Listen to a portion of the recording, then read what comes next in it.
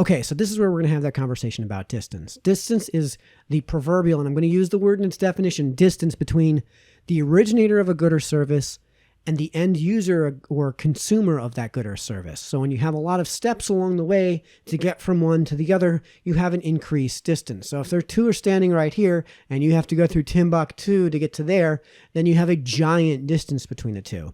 And when you tend to increase distance, you tend to increase the price of the good, and you tend to decrease the quality of the good. And most importantly, you tend to decrease the responsiveness of the producer of the good, the originator of the good, to the needs of the end user or consumer of the good. And since you're all a bunch of leftists, yeah, we're going to go with an example that you guys should all be able to relate to, and we'll create an analogy for it based on the world of weed, right? So if you have Hippie Dave, and Hippie Dave goes to Joe Schmo down the street to buy his weed, what is he going to get? Well, he's going to get whatever Joe has for whatever price Joe is willing to sell it.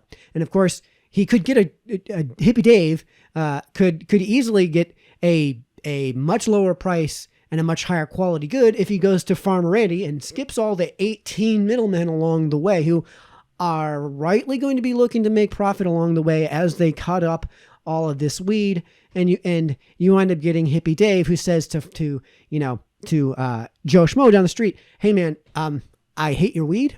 Can we do something about this?" What's Joe going to tell him? Yeah, no, whatever. I get whatever I can get from him. But the farmer has an incentive to say, you know what, I can blend my indica and my sativa in a different mixture that is more accommodating to Hippie Dave.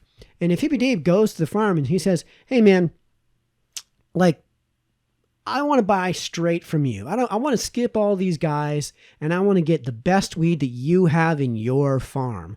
And if he doesn't have any good weed, then, Farmer Randy has a really good reason to start growing some great weed, because Hippie Dave is going to be buying from him directly, and he actually has that influence. And whereas Hippie Dave has to go through 18 layers of, "Hey man, can you get better weed? Hey man, can you get better weed? Hey man, can you get better weed?" And at some point, somebody's going to be like, "Tough."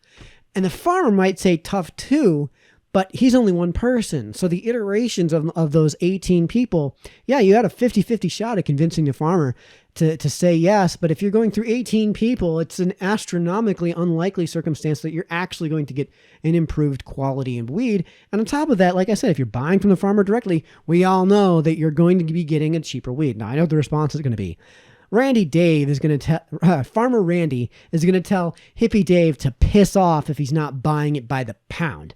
Okay, so Hippie Dave can't go to the farm, but can Hippie Dave bring the farm to him? Can he just go out and pick up 3 seeds, some potting soil, 3 fistfuls of potting soil, 3 planters, and, a cheap grow light and a closet, and grow the weed in his closet with a little bit of water for like a $300 to $500 investment, and have a lifetime supply of weed? Yeah, absolutely. And then how well is he able to then control the quality of his good, and how cheap does he get it? Well, he gets it for basically nothing, plus the $300 to $500 in supplies that he's going to have to buy over the course of his lifetime for that weed.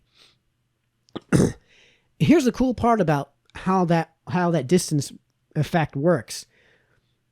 If he's got Steve the roommate, and Steve the roommate comes in and tries Hippie Dave's new weed.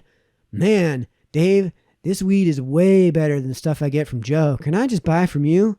And maybe Hippie Dave's grown a little bit more than he needs, because let's be honest, 3 full-grown plants is way more than any one dude is ever going to smoke by themselves. So yeah, I'll sell it to you for the same price that Joe's selling it to you. But you only have to come across the hallway to get it, and you're getting way better weed.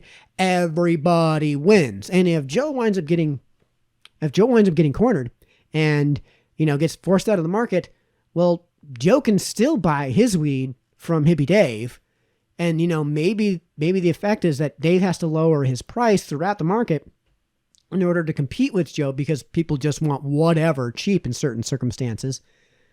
Well, that's going to force Joe to say, "Hey, maybe I'm just going to buy from Dave from now on and distribute to all those other people that, I couldn't distribute to otherwise." Everybody wins, because what you have when you have this choice, when you have this lower distance, is the introduction of competition.